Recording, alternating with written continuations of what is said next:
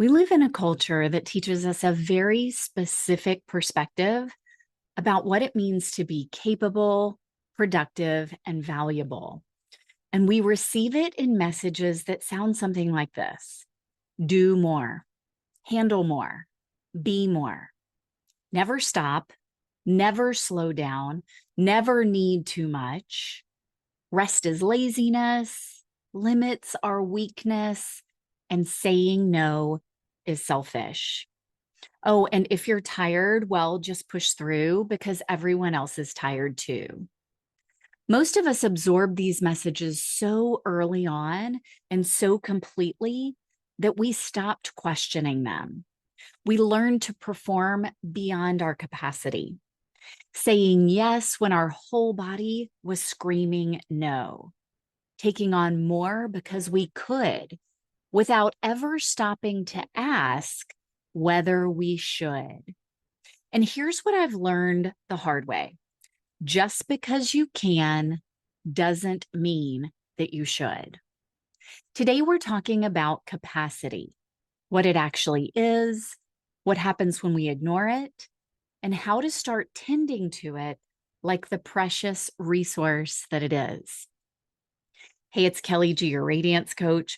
Welcome to the Embodied Radiance podcast, episode number 13.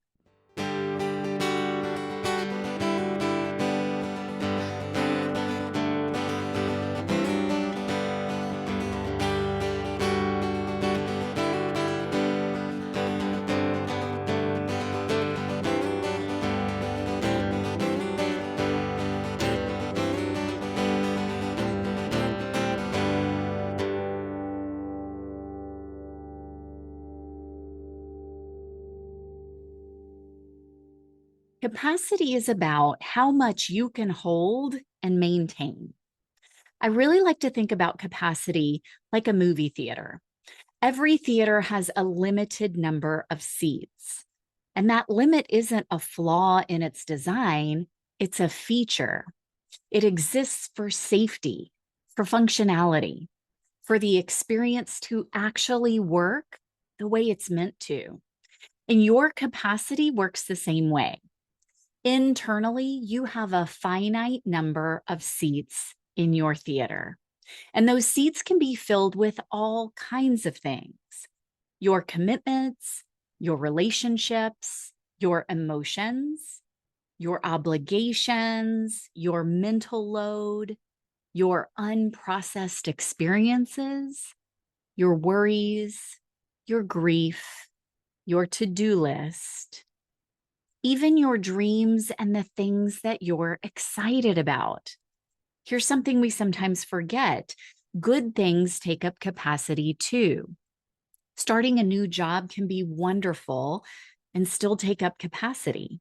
Travel can be exciting and still take up capacity.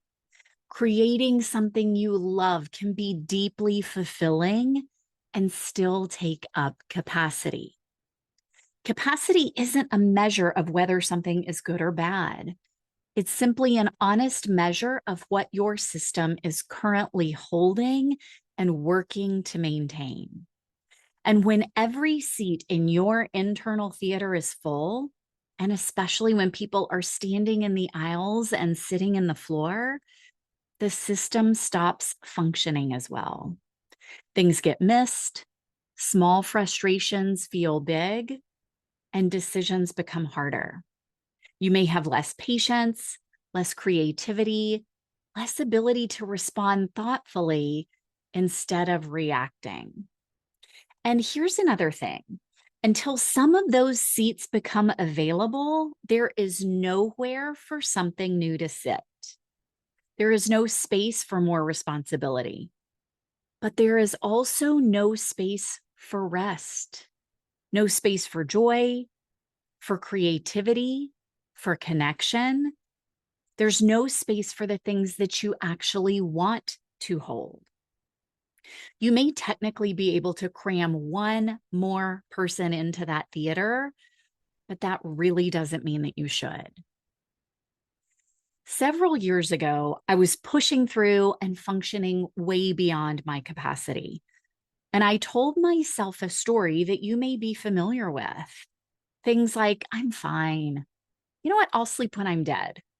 I can handle this. I should be able to handle this. This is just how it is right now. But my body knew differently. Before work, I was having panic attacks. At night, I was drinking way more than I should, not because I wanted to, but because I needed something to try to help me wind down. I was exhausted, but I couldn't sleep. My digestion was a mess. My skin was a mess. My body was sending signals in every possible direction. And I was doing everything I could to manage or ignore the symptoms instead of listening to what they were telling me. I was holding way more than I could sustainably maintain. My doctor started talking to me about an autoimmune disorder diagnosis.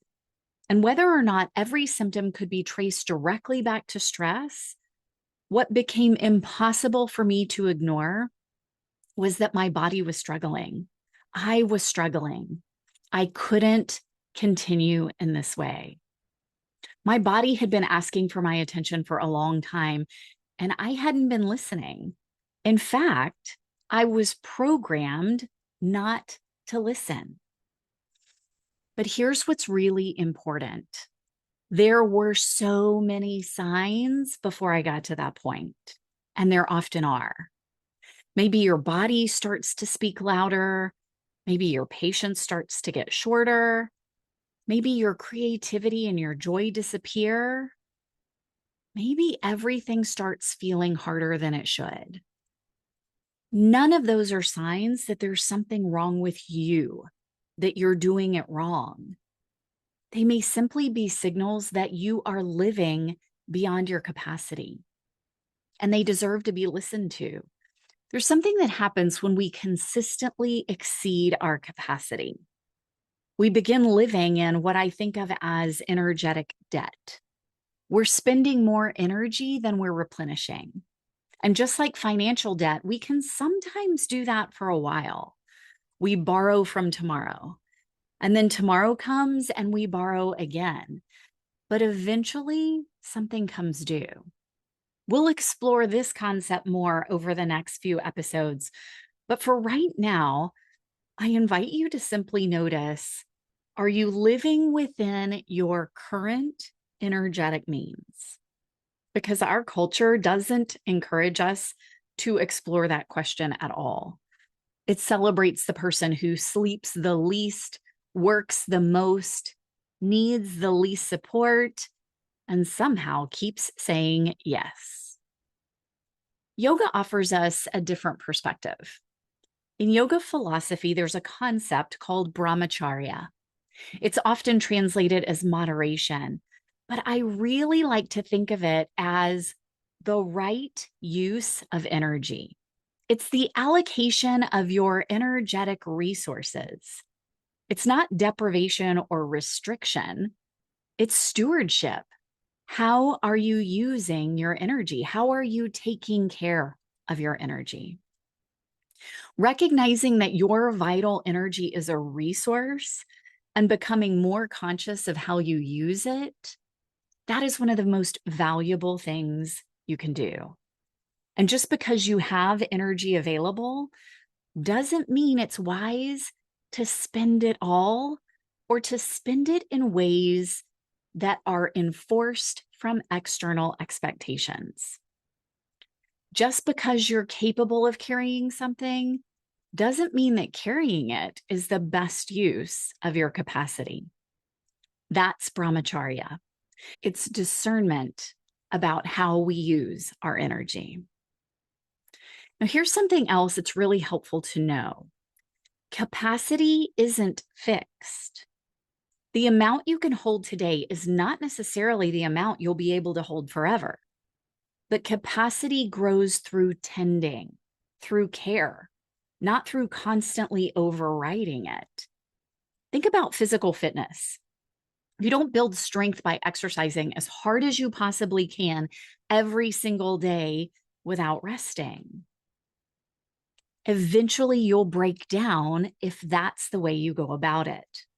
Muscles grow through a cycle: exertion, recovery, adaptation. The recovery isn't getting in the way of the training. The recovery is part of the training. I think our emotional, mental, and energetic capacity works in much the same way. Rest isn't the opposite of growth. Recovery isn't evidence that you're weak or lazy. Replenishment isn't something that you earn after you've finally done enough. These are part of how we build a system capable of meeting more of life without losing ourselves inside of it. And I want to speak directly to burnout for a moment, because I know many people have experienced it, myself included. Sometimes after burnout, we begin telling ourselves another story. Maybe my capacity is just small. Maybe I'm fragile. Maybe I can't handle very much.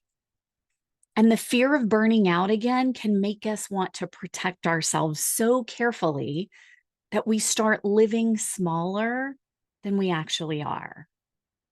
But experiencing burnout doesn't necessarily mean you have a small or fragile capacity. It may simply mean you have been carrying more than your system could sustainably hold for much too long. Maybe you were overriding your signals. Maybe there wasn't enough recovery. Maybe you didn't have enough support. Maybe you just didn't have the awareness or the permission to tend to yourself along the way. And that's very different from deciding, I can't handle much. Expanding capacity isn't about proving how much you can carry. It isn't about pushing harder or taking on more before you're ready. It's about developing a relationship with your own system, your body, your mind, your intuition, your energy, so that you know what's manageable for you right now, so that you can hold what you're currently carrying more sustainably. And so that when life does add more, because life will, you have the awareness and the tools to meet it without burning out, without losing yourself, without breaking down. The goal isn't a bigger load. It's a more honest, responsive, and sustainable relationship with the load you're currently carrying. Okay, I want to bring you back to the movie theater analogy for our practice today. So if you're able, I invite you to find a comfortable position and to close your eyes for a moment. Take a breath here and imagine your internal theater. Picture all of the seats in front of you and begin noticing what is sitting in every seat right now. Work, relationships, responsibilities, decisions you need to make, something you're worried about, something you're grieving, a project that's unfinished, maybe something you're really excited about, a dream you're unfolding or working toward, a change that's happening in your life. Just notice. You don't need to decide whether any of these things should be there or not. Don't try to rearrange the theater. Don't worry about kicking anybody out. Just look. How full is your theater right now? Are there plenty of empty seats? Is it comfortably full? Is every seat taken? Are there people standing in the aisles? Are you trying to squeeze one more thing in because you technically can? Take a breath and notice what happens in your body as you look at your theater. And now ask yourself, what is my actual capacity right now? Not what should I be able to handle, not what could I force myself to handle, Not what does everyone else seem to be handling? What can I sustainably hold right now? Just listen. No judgment. You don't have to fix anything today. You don't even have to know what needs to leave. Awareness is the first step, because before we decide what needs to change, we need an honest picture of what's already here. And maybe today, the only thing you need to know is my theater is full, or I actually have more space than I realized. Or maybe I've been letting people stand in the aisles for a very long time. Whatever you notice, let it simply be information. No judgment, just honesty. Because tending to your capacity begins with telling yourself the truth about it. Taking care of your capacity isn't a luxury. It isn't selfishness. It isn't weakness. It's how you stay present and responsive to your life. It's how you stay connected to yourself and to the people and the work that matter most to you. Our culture will keep telling you to do more, to need less, to push through. But you get to decide whether that's the story you want to keep living. Just because you can carry something doesn't mean you should. And just because you can squeeze one more thing into the theater doesn't mean there's actually room for it. Next time, we're going to take this a step further, and we're going to start looking at what's sitting in those seats by asking a different question. Is this giving me energy, or is it draining it? Not so that we can eliminate everything difficult from our lives, but so that we can get more honest about what our lives are actually asking of us energetically. Until then, take a look at your theater, honor the seats that you have, and let your life shine.